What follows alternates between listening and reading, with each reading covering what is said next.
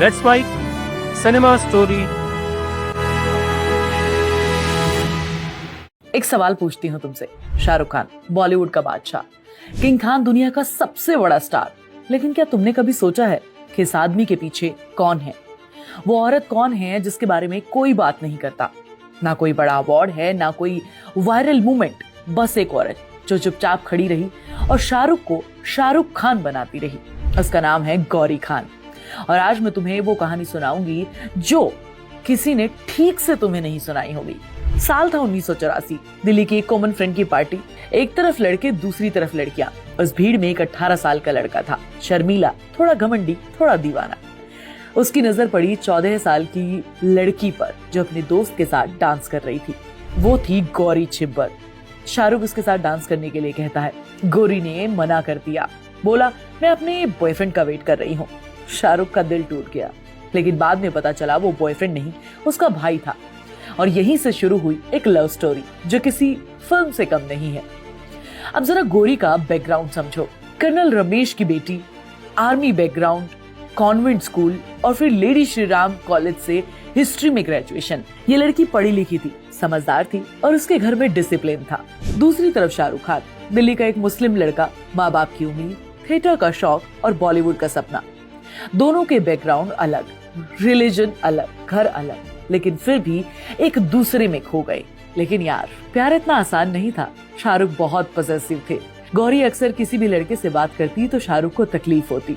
शाहरुख खान ने गौरी से कहा भी कि तुम बाल खुले मत रखा करो। ये सुनकर गौरी थोड़ा चुप हो गई। उसने रिश्ता तोड़ दिया और अपनी सहेलियों के साथ चुपचाप मुंबई चली गई बिना बताए।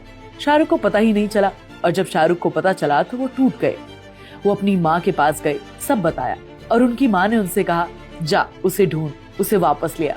माँ ने उन्हें 10,000 रुपए देकर दोस्तों के साथ मुंबई भेज दिया और मुंबई के एक एक बीच पर गौरी को ढूंढने लगे। और एक बीच पर दोनों की नजरें मिली। दोनों दौड़कर एक दूसरे के गले लगते हैं और रो पड़ते हैं। उसी दिन तय किया कि वो कभी अलग नहीं होंगे, लेकिन अभी तो मुश्किलें बाकी थी। गौरी के घर वाले हिंदू ब्राह्मण थे, शाहरुख मुसलमान थे। कर्नल साहब को ये रिश्ता बिल्कुल मंजूर नहीं था। घर में बवाल मचा, लेकिन शाहरुख खान ने हार नहीं मानी। वो बार बार गौरी के घर जाते और उनके पेरेंट्स को कन्विंस करने की कोशिश करते, अपनी सच्चाई दिखाई। और आखिरकार 25 अक्टूबर 1991 को दोनों की शादी हुई हिंदू रीति रिवाज से। निकाह सेरेमनी में शाहरुख खान का नाम था जितेंद्र कुमार तुल्ली और गौरी का नाम था आयशा। और शादी के लिए शाहरुख खान ने सूट पहना था। वो राजू बन गया जेंटलमैन के सेट से उठाया हुआ था, क्योंकि उस वक्त उनके पास पैसे नहीं थे। हनीमून के लिए शाहरुख ने बोला पेरिस ले जाएंगे, लेकिन गए दार्जिलिंग, कारण पैसे नहीं थे। और गौरी को उस वक्त पेरिस के बारे में पता भी नहीं था, तो शायद वो खुश थी। ये वो इंसान है जिसने एक दिन मन्नत जैसा घर बनाया, लेकिन शुरुआत यहीं से हुई थी। अब यहाँ से असली कहानी शुरू होती है। शादी के बाद गौरी और शाहरुख दोनों मुंबई आ गए और अपना करियर बनाने लगे। और गौरी, जिन्होंने खुद एक इंटरव्यू में बताया कि जब हम मुंबई आए थे मुझे कुछ भी पसंद नहीं आ रहा था। मैं चाहती थी कि शाहरुख की फिल्में फ्लॉप हो ताकि हम दिल्ली वापस जाएं। जरा सोचो, जिस औरत को आज बॉलीवुड की फर्स्ट लेडी कहा जाता है, उसने एक वक्त चाहा था कि उसका पति फेल हो जाए, उसकी फिल्में फ्लॉप हो जाएं। लेकिन शाहरुख की फिल्में धीरे धीरे फ्लॉप नहीं हुई और धीरे धीरे गौरी ने भी इस दुनिया को अपना मान लिया। अब जो बात कोई नहीं बताता वो सुनो। जब शाहरुख खान स्टार बन रहे थे तब घर कौन संभाल रहा था? गौरी। जब आर्यन 1997 में पैदा हुए, सुहाना 2000 में, तब शाहरुख खान सेट पर थे, शूट्स पर थे, प्रमोशन पर थे। घर की जिम्मेदारियां गौरी ने उठाई बिना किसी कंप्लेन के।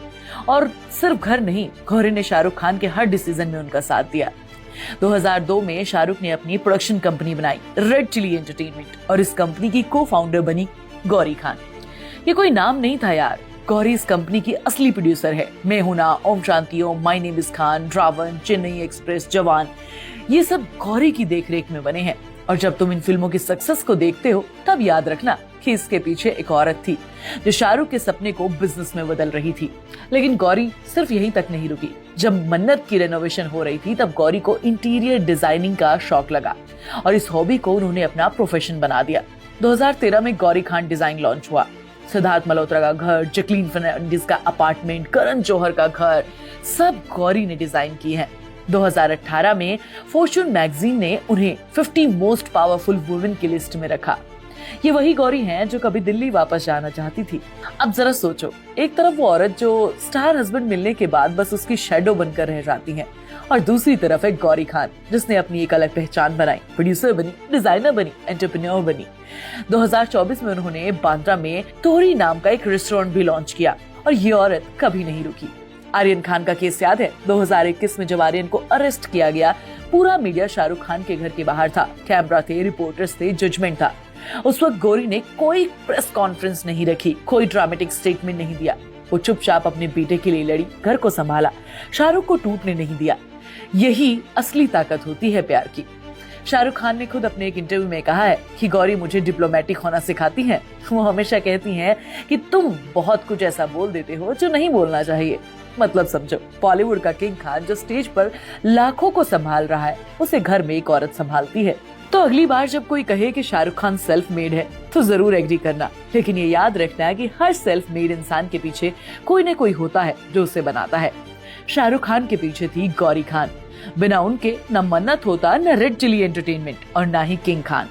गौरी खान सिर्फ शाहरुख खान की वाइफ नहीं, वो उनकी नींव है।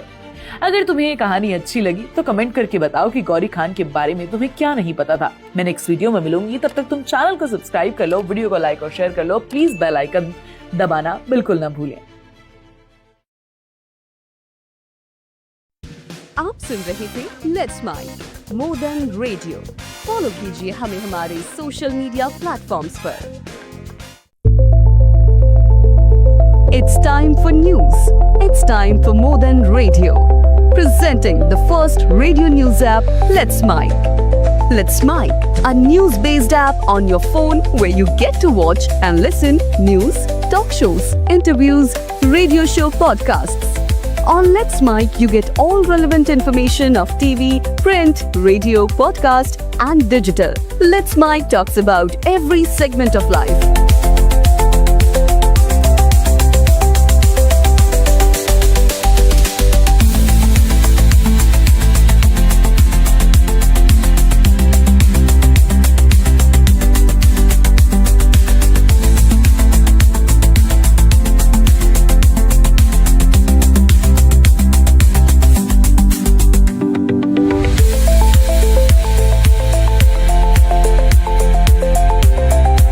Download the app now from Play Store. Available both on Android and iOS mobile phones.